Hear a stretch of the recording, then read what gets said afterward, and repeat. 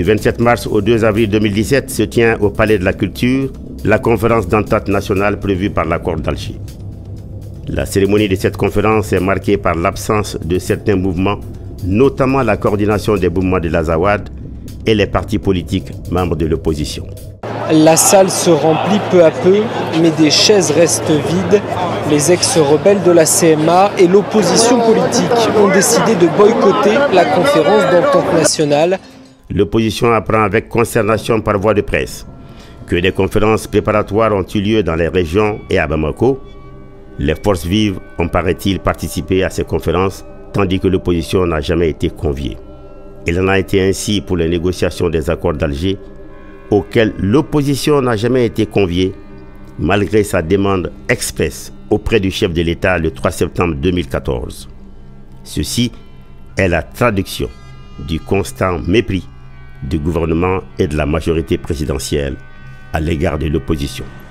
La conférence d'entente nationale du Mali est annoncée pour la période du 27 mars au 2 avril 2017. L'opposition politique malienne et les groupes armés réunissant la coordination des mouvements de l'Azawad CMA et la plateforme se disent surpris de cette date. L'opposition affirme avoir envoyé un courrier au gouvernement il y a quelques jours pour soulever certains points et faire des suggestions quant à la tenue de cette conférence d'entente nationale. Les groupes armés, eux, estiment que cette conférence ne peut se tenir si la sécurité, le cantonnement des soldats et le retour des réfugiés ne sont pas effectifs. Nous avons dit tout simplement, dans leur forme cette fois-ci, que nous n'avons pas été invités. C'est pendant que nous étions en réunion que des cartes d'invitation sont arrivées. Donc c'est pour dire à l'opinion publique qu'en réalité, le gouvernement et les organisateurs ne voulaient pas de la participation de l'opposition. L'opposition, nous avons envoyé des délégués jusque chez le médiateur pour mieux comprendre le format, lui demander comment nous allons participer, quel est le nombre de personnes de l'opposition qui vont participer et quels sont les termes de référence définitifs.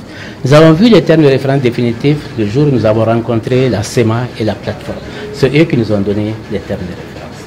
Ensuite, nous n'avons pas à ce jour, nous ne savions pas, si nous étions invités, nous ne savions pas combien devait y aller.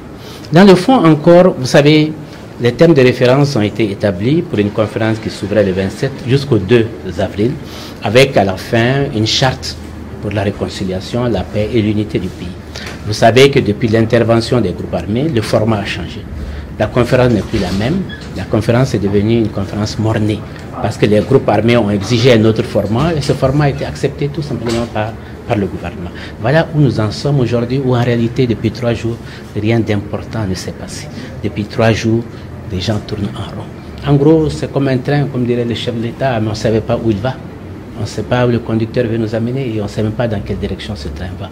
Voilà la situation dans laquelle on est aujourd'hui. Après d'intenses négociations, la CMA participe aux travaux à la veille de la clôture.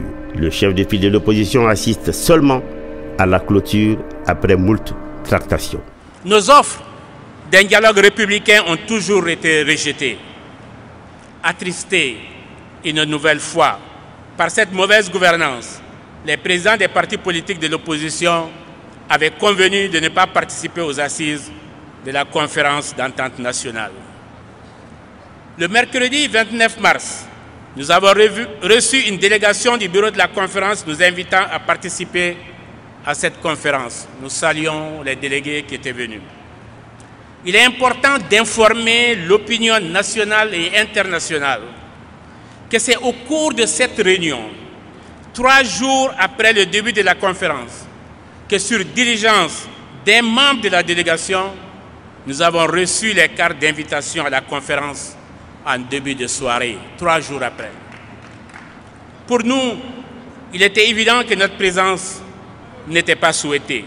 L'existence de l'accord de paix ne devrait nullement occulter la situation sécuritaire inquiétante dans le nord et le centre du pays. Cette conférence, émanation de l'accord de paix d'Alger, peut-elle atteindre ses objectifs si les termes de référence de la conférence d'entente nationale se référant à l'article 5 de l'accord d'Alger relatif à l'Azawad? Cette conférence, émanation de l'accord de paix d'Alger, peut-elle atteindre ses objectifs si aucun rapport d'aucun observateur indépendant n'a jamais été rendu public conformément à l'article 63, et je cite l'article 63. La rédaction et l'adoption d'une charte de la paix, document essentiel prévu initialement pour conclure les travaux, sera finalement reporté.